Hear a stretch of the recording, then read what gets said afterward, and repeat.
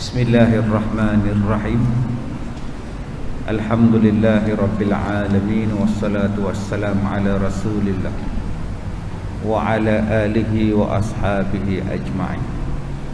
Kita mulakan dengan membaca Ummul Quran Al-Fatihah.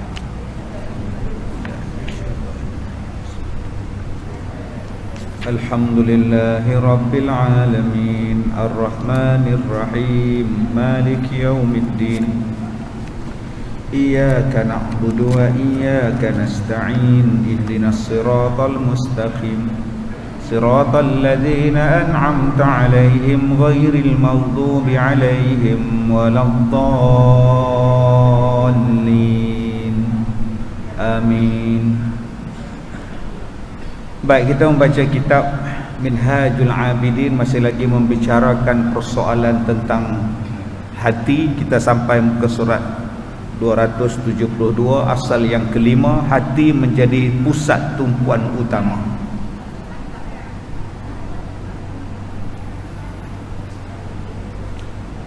Sesungguhnya saya perhatikan keadaan hati itu, maka saya dapati baginya ada 5 keadaan yang tiada bagi yang lainnya daripada anggota anak-anak Adam. Baik, kita masih lagi membicarakan tentang persoalan hati. Hati adalah khazanah yang paling besar sekali nak dibandingkan dengan anggota-anggota yang lain. Daripada hati, kata pengarang kitab Imam Al-Ghazali mengatakan bahawa ada 5 keadaan, ada 5 situasi yang berlaku terhadap hati kita. Pertama, sesungguhnya musuh, yakni syaitan, menuju kepadanya, menghadapinya dan sentiasa ada bersamanya. Maka sesungguhnya syaitan itu menduduki hati anak Adam. Maka hati itu merupakan tempat turun ilham dan was-was, yang kedua-duanya selama-lamanya mengetuk pintu hati dengan 2 seruan yang berlainan, iaitu seruan malaikat dan seruan syaitan. Baik, apa keadaan hati yang pertama? Keadaan hati yang pertama ialah tempat tujuan, tempat tujuan syaitan. Di situlah syaitan menuju, di situlah syaitan menghadapinya, dan di situlah syaitan ada bersama dengannya. Sebab itu kalau syaitan dah menetap di situ, dah bermastautin di situ, maka kita selalu dengar ayat yang berbunyi fi qulubihim marad, dalam hatinya ada penyakit. Orang Melayu tambah lagi, dia jadi orang yang busuk hati, orang yang sakit hati, orang yang jahat hati, orang yang tak ada hati perut. Kita sebut fi qulubihim marad. Orang Melayu dia tambah penyakit busuk hati perut. Marad itu penyakit. Pasal apa? Yang busuk hati, iri hati, dendam hati. Pasal apa? Tu dia sebut awal-awal sekali, tempat syaitan bersarang di situ. Tempat syaitan bersarang. Syaitan buat kerja, syaitan duk proses di situ tempat dia. Apa dia buat? Kalau malaikat, dia bujuk kita dengan ilham. Kalau syaitan, dia bujuk kita dengan was-was. 2 tempat ni sasaran. Malaikat pun datang, syaitan pun sampai. Siapa yang ikut seruan malaikat, nama dia ilham tadi ni, selamat. Tapi siapa yang gatai pergi ikut syaitan, binasalah hidupnya. Jadi tuan-tuan, yang perlu dijaga sangat hati. Tapi sayang, yang manusia duk jaga zahir. Manusia suka jaga luaran, dia suka jaga muka, dia suka jaga kulit, dia suka jaga perut, dia suka jaga badan. Yang tu siang malam dia duk latih macam mana nak bagi six pack. Siang malam masuk gym 3 jam 4 jam nak bagi badan ketul-ketul, sendor macam kala jengking. 4 jam jogging sanggup. Suruh pakai face mask pun face mask lah, janji jogging. Orang kata tak payah pakai, kita cukup nafas. Dah, dia nak sihat, nak badan yang cantik. Ada yang makan diet, ada yang tak makan, ada yang makan paksa muntah balik. Pasal apa? Pasal nak dapatkan bentuk badan yang diidam-idamkan. Tuan-tuan, yang tu Allah tak tengok.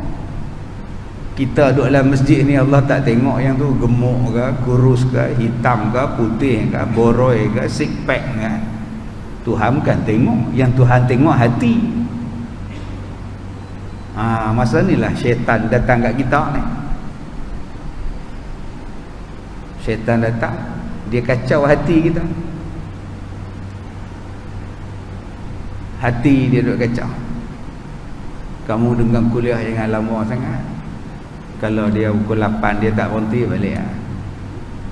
Pergi tengok berita setan. Masa ni setan duk kacau hati. Hari tu kata sakit, ada pula. Bila masa dia sakit, setan duk kacau. Mai malaikat pula. InsyaAllah dapat pahala. Duduk lama-lama pun ngaji pun dapat pahala. Tuntun ilmu dapat pahala jihad, pahala besar. Malaikat kata duduk elok-elok, jaga hati elok-elok. Syaitan pun bisik sama. Begitulah hati tuan-tuan, tak pernah berehat. Bila hati ni boleh berhenti daripada was-was dengan ilham? Bila dia berhenti? Bila dia mati. Bila kita mati, habis. Sebelum kita mati ni tuan-tuan, dia buat kerja. Sebelum mati. Sebab tu walaupun mulut kita diam, walaupun tangan kita diam, walaupun kaki kita diam, tapi hati tak diam. Cuba tengok orang lumpuh.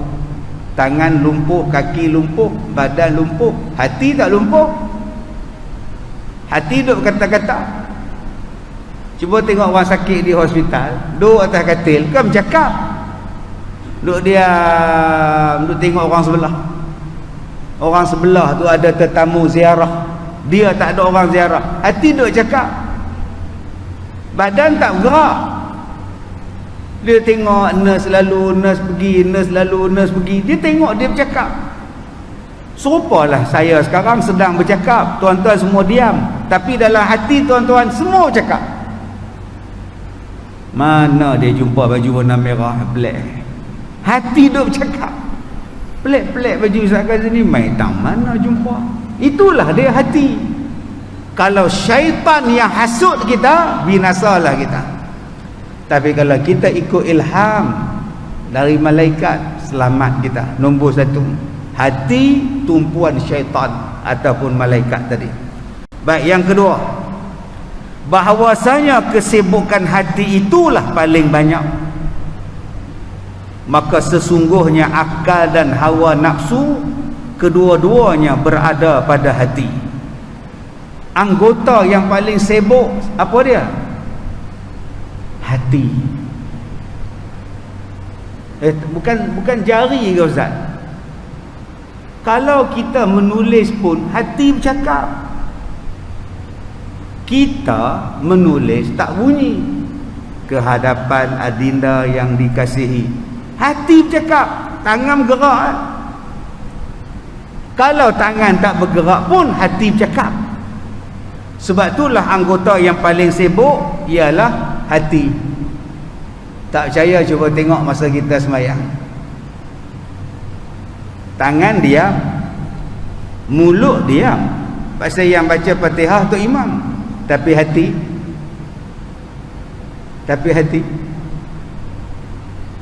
macam-macam dia fikir. Dia tengok sejadah orang sebelah, sejadah dia kecil. Dalam hati dia cakap, dah kata bawa sejadah besar. Nampak? Hati duk cakap pada orang bawa sejadah kecil, kena repot ni. Tu nama dia busuk hati.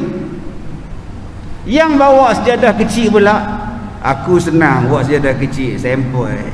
Bola orang motor boleh. Nampak tak hati kita? Tengok orang nombor 3 pula tak pakai sejadah. Dua-dua tengok dia. Ni apa ni? Orang dah kata ada SOP buat sejadah. Degil betul. Yang hak tak bawa sejadah pun duk kata dalam hati dia. Aku lagi sempoi sejadah apa pun tak ada. Allahu Akbar. Nampak ada hati tu tak? Adakah yang Tok Imam tadi hati tak kacau? Hati dia pun sibuk. Ghairil maghdubi alaihim waladdallin. Amin. Dia seorang sebut amin, makmum tak sebut amin. Hati bercakap, apa pok-pok ni nak sebut amin pun malah. Sekali dia tanya pula, aku nak baca apa? Qul huwallah sudah. Qul huwallah leceh. Orang lain mau hafal qul huwallah. Dia baca ayat atas surah Ad-Dukhan. Baru dia tahu siapa aku. Surah Ad-Dukhan. Masuk ayat ketiga lupa. 4 kali ulang tak kena-kena lagi. Yang makmum pun tak boleh tolong dia pasal surah tinggi. Makmum cakap lagi. Kalau hang baca qul huwallah kan senang. Aduh, nampak tak tuan-tuan? Itulah hati. Mana pernah dia berhenti? Macam mana nak bagi hati dia yang kita panggil sebagai hati yang khusyuk, hati yang khudhu'?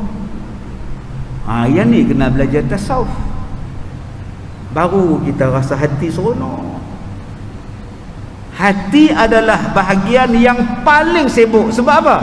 Sebab dalam dia ada 2 benda bergabung. Apa benda yang bergabung? Akal satu, nafsu satu. Dua-dua duduk dalam dia. Nafsu pun duduk di situ, akal pun duduk dalam tu. Akal cari jalan, nafsu duk fikir. Nafsu duk fikir, apa aku nak buat ni? Nafsu kata belah. Tak payahlah duduk dalam masjid lama-lama, belah. Nafsu kata belah. Pergi makan capati lagi bagus. Makan bihun sup batu lapan lagi bagus, sup tulang. Nafsu. Akal cari jalan. Akal kata, macam mana nak keluar tu? Macam orang pasang pula. Buat-buatlah ngesok sikit-sikit. Ngesok kat tiang sikit, river hang calor, nampak?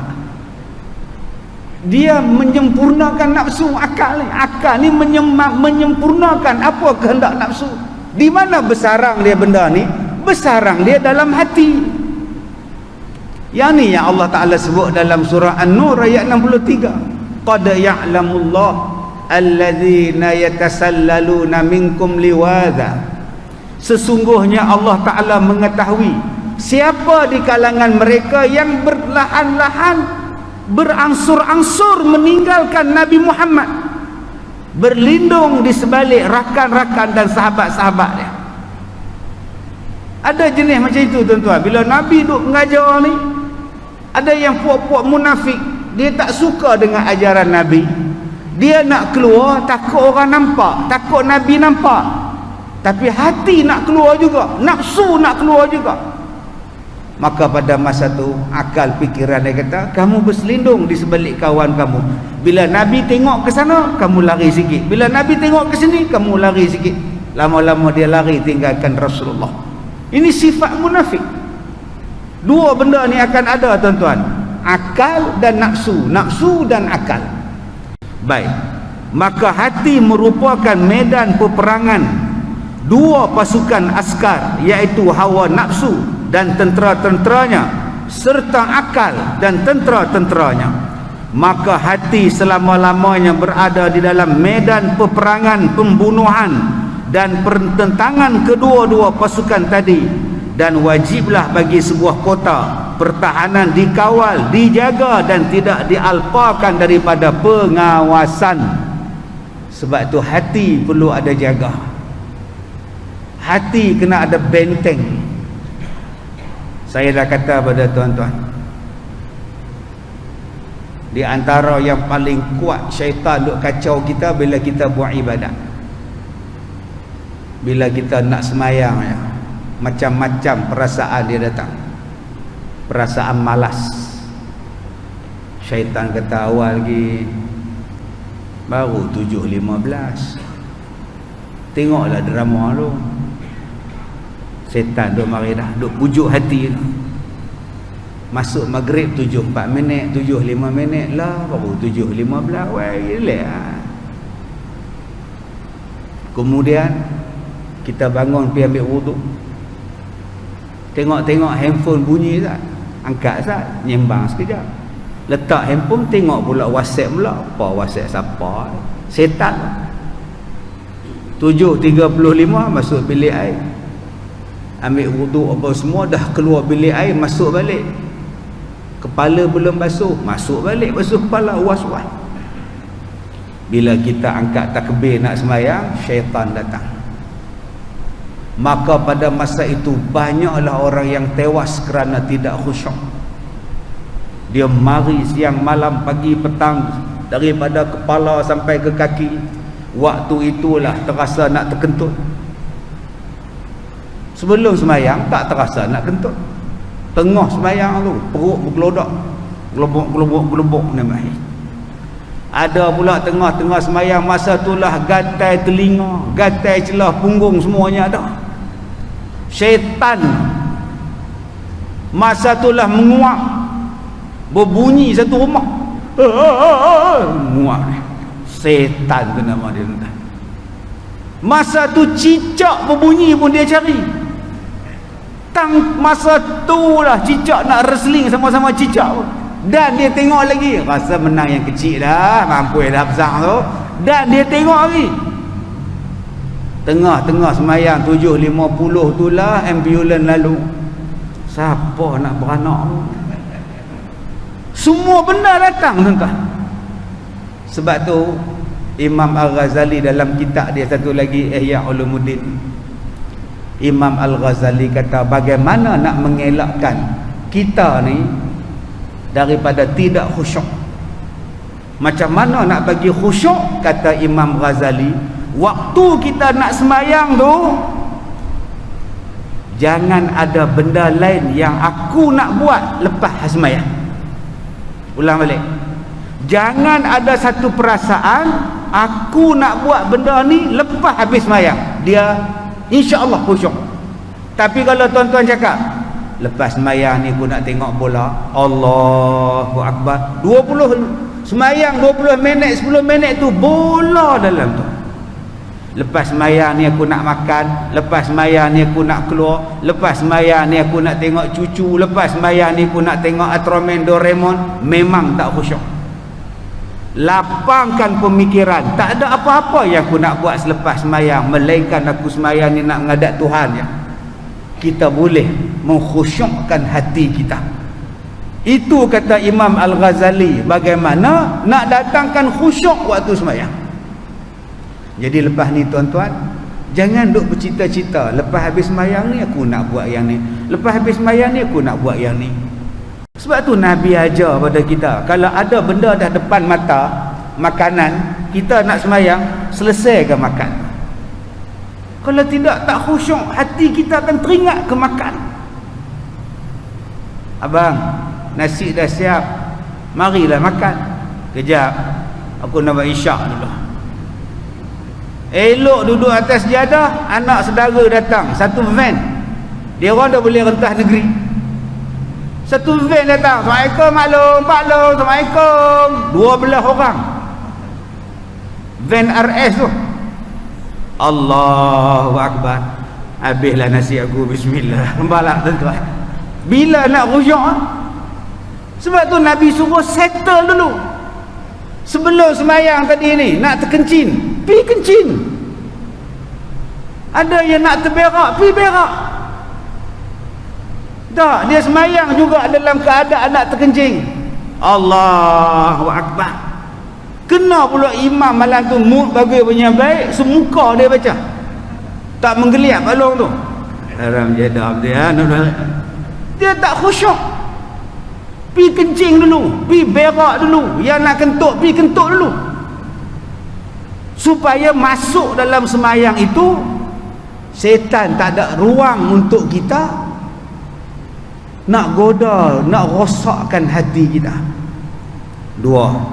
Yang ketiga, bahawa sesungguhnya perkara yang datang kepada hati itu adalah paling banyak. Apa dia? Namanya ialah lintasan. Lintasan hati datang bertalu-talu kepadanya seperti anak-anak panah, sentiasa jatuh padanya dan seperti air hujan yang sentiasa menghujaninya malam dan siang tak putus, dan anda tidak mampu menghalangnya. Lintasan-lintasan hati itu lalu ianya terhalang daripada mendatangi anda. Nombor 3, hati adalah tempat tumpuan lintasan. Ada lintasan dia suka komen orang, dia tengok, dia komen orang lah. Pakai serban tapi rasanya belum pergi haji orang tua ni. Dia perasaan haji dah kan, hati.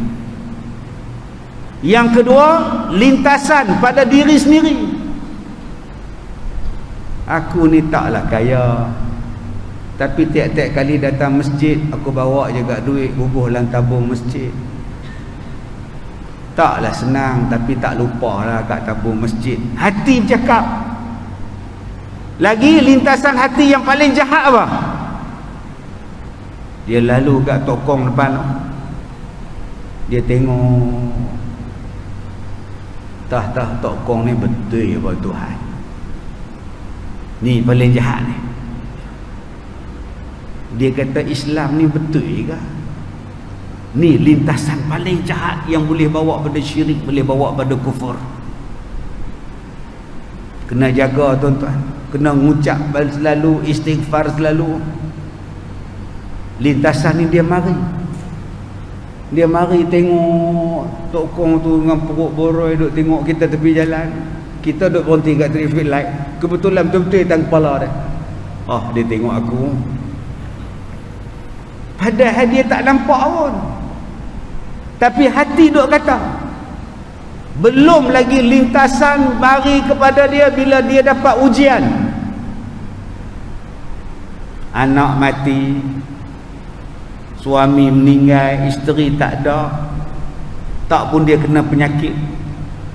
Dalam-dalam aku duduk semayang pun aku dapat sakit, orang lain tak semayang pun tak ada sakit. Tuhan ni adil ke? Tu nama dia lintasan. Yang ni tuan-tuan, dia serang kita sungguh. Kaya pun dapat lintasan, miskin pun dapat lintasan, susah pun dapat lintasan, sakit pun dapat lintasan, sihat pun dapat lintasan. Jadi macam mana tuan-tuan nak bagi hati kita ni betul-betul diam? Yang ni yang saya kata tadi, kena belajar. Kena belajar macam mana nak didik hati. Satu, belajar tentang qadar. Satu, belajar tentang qada. Orang Melayu sebut qada dan qadar. Sepatutnya qadar dulu baru qada. Qada tu kita sebut takdir, sesuatu yang Allah dah tentukan. Qada ni jadi. Allah tentu dah umur kita 70 tahun, tu nama dia qadar. Takdir 70 tahun. Hari ni mati, nama dia qada. Sampailah, dah qada lah.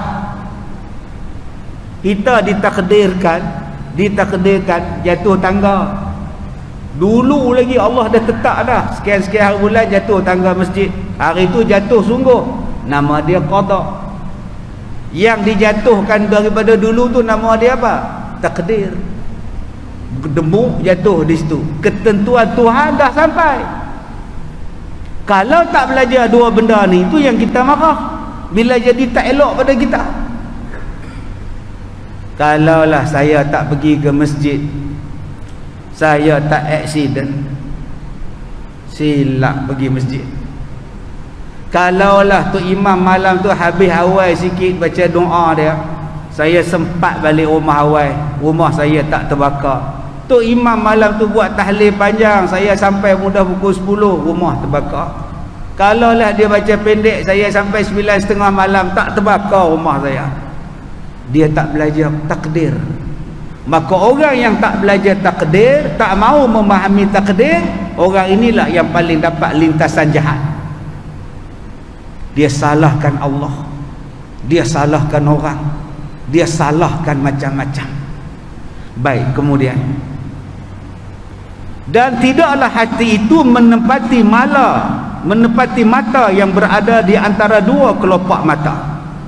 Apabila dipejamkan, anda dapat beristirahat, atau anda berada di tempat sunyi daripada manusia, atau di malam yang gelap, maka penglihatan keduanya akan terpelihara daripada ternampak yang dilarang. Atau seperti lidah yang biasanya terletak di belakang dua dinding, iaitu gigi dan dua bibir, dan anda berdaya menghalangnya dan mendiamkannya. Tetapi hati adalah sasaran bagi lintasan hati yang anda tidak terdaya menghalangnya dan memeliharakan hati daripada sasarannya dengan apa hal sekalipun. Mata senang tuan-tuan. Bagaimana nak jaga mata? Jangan tengok. Tutup mata. Susah apa tutup mata? Tak nampak. Tuan-tuan tahu tak, ada seorang sahabat Nabi, dia duduk di kebun. Anak dia datang, "Bapa, Rasulullah wafat." "Betulkah?" "Ya, Rasulullah wafat." Dia tulis tadah tangan, "Ya Allah, aku tidak lagi sanggup memandang orang lain selepas ketiadaan Rasulullah. Aku nak pandang Rasulullah, orang lain aku tak nak. Ya Allah, kau ambillah penglihatan aku, ya Allah." Buta mata dia, dia minta. Dia minta mata dia jadi buta. Sebab selepas Nabi wafat, aku tak mau tengok orang lain dah, aku nak tengok Nabi je. Buta pun tak apa, buta pun tak. Allah bagi kat dia. Punya sayang pada Nabi, aku tak sanggup tengok orang lain selepas kewafatan Nabi Muhammad sallallahu alaihi wasallam. Ni yang kata cinta pada Nabi ni. Sahabat-sahabat ni pelik tuan-tuan, cinta-cinta dia. Bila orang tengok Bilal bin Rabah sakit, keluarga dia sedih, Bilal bin Rabah ni nak mati dah nazak dah, dia pula boleh senyum. Siapa dia? Bilal bin Rabah. Yang keluarga kata Bilal ni nak pergi dah, tak ada lah Bilal ni, tak lama tak ada. Dia senyum. Kenapa senyum? Dia kata, aku nak jumpa dengan kekasihku Nabi Muhammad. Kita ni senyum bila mati, bila rompak rumah ahli bapa. Matilah iman. Tu cerita 40 menyamu ahli bapa. Bila bin Rabah nak mati, dia boleh senyum. Bila orang tanya sebab apa? Aku nak jumpa Rasulullah, aku seronok. Oh tuan-tuan, ni mata ni. Amru al-As, dia jadi gubernur di Mesir. Dia ni sahabat Nabi. Bila jadi gubernur di Mesir, orang tanya pada dia, boleh tak bagi tahu dekat kami macam mana rupa paras, bentuk wajah, tubuh Nabi Muhammad? Kau kan sahabat dia. Kata dia, kalau kau tanya pada aku macam mana rupa dia, aku tak boleh nak bagi tahu. Aku tak boleh nak cakap. Sebab apa? Sebab waktu aku hidup dengan Nabi, aku terlalu hormat, aku tak sanggup tengok dia dengan pandangan yang tajam. Aku tunduk bila jumpa Rasulullah, aku tak sanggup tengok dia dengan pandangan tajam. Ini Amru al-As pula. Macam kita bila menghadap raja, menghadap orang besar, mana ada kita nak tengok kiri kanan atas bawah dia? Baik, tunduk lagu tu ya. Amru al-As tengok Nabi ni, baik Rasul. Mata, ni nama dia mata. Menjaga mata senang, nak selamatkan mata, pejam, selamat. Selamat. Mata ni lah yang jadi takut. Cuba mata buta, perompak datang, dia tak takut. Tuan-tuan takut sekarang pasal apa? Pasal nampak. Mak ular mana tu? Lari. Cuba tak nampak. Mak ular mana? Nampak tak? Dia tak takut. Mak hantu mana? Kata dia. Kita ni takut sebab nampak. Tak nampak, selesai masalah.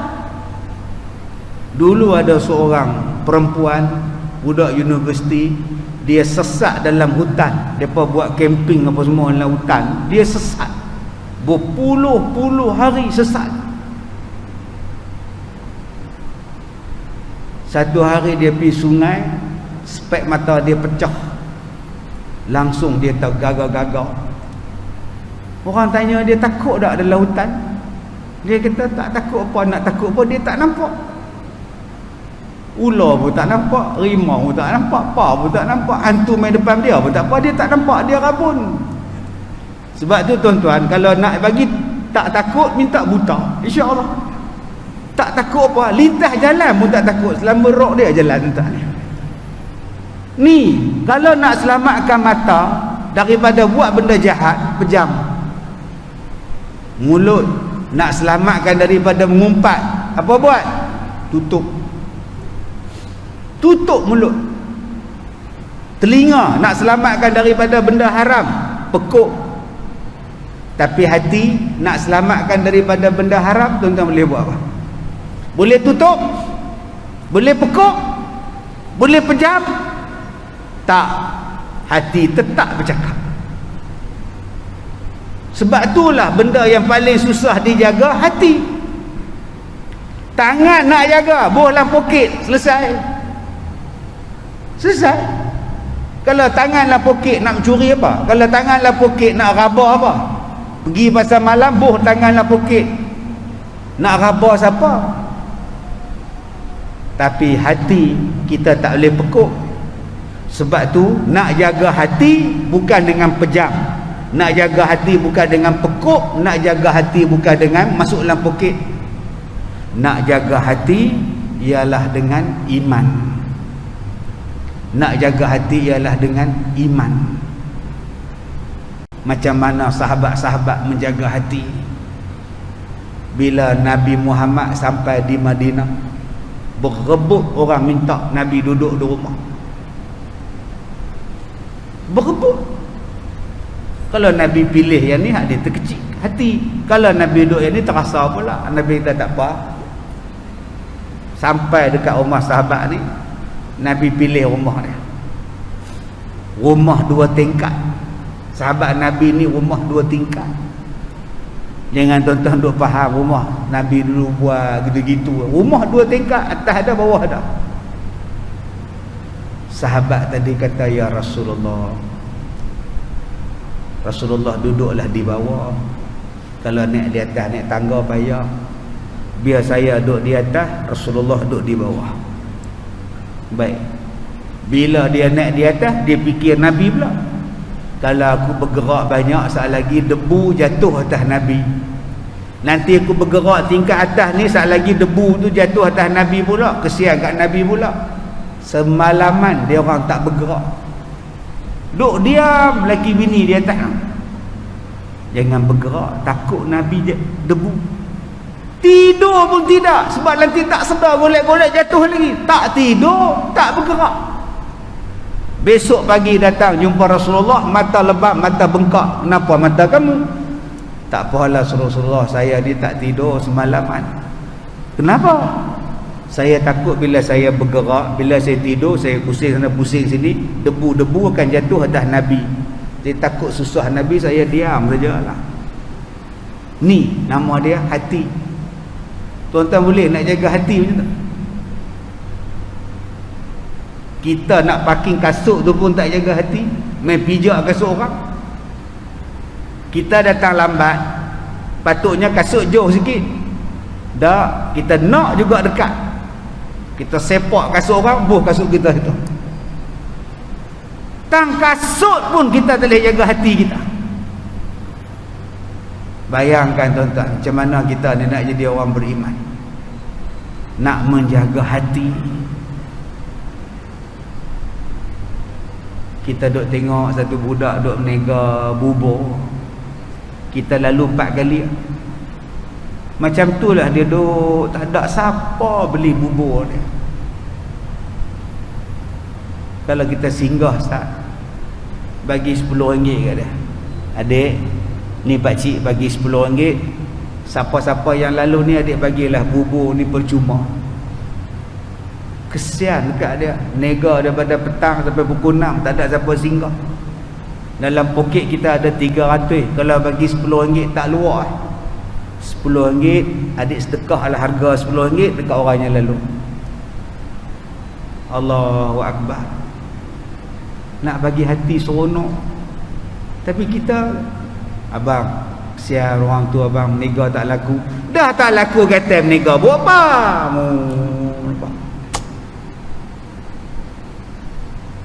Hati lagi, hati duk kata, abang depa berniaga bubur depan tu abang, 2 hari dah hang tengoklah, tutuplah. Ni hati. Abang dia berniaga bubur laku bang. Kalau gitu hang berniaga bubur sebelah dia juga. Kalau dia bubur Perak, hang bubur Selangor. Inilah di hati tuan-tuan.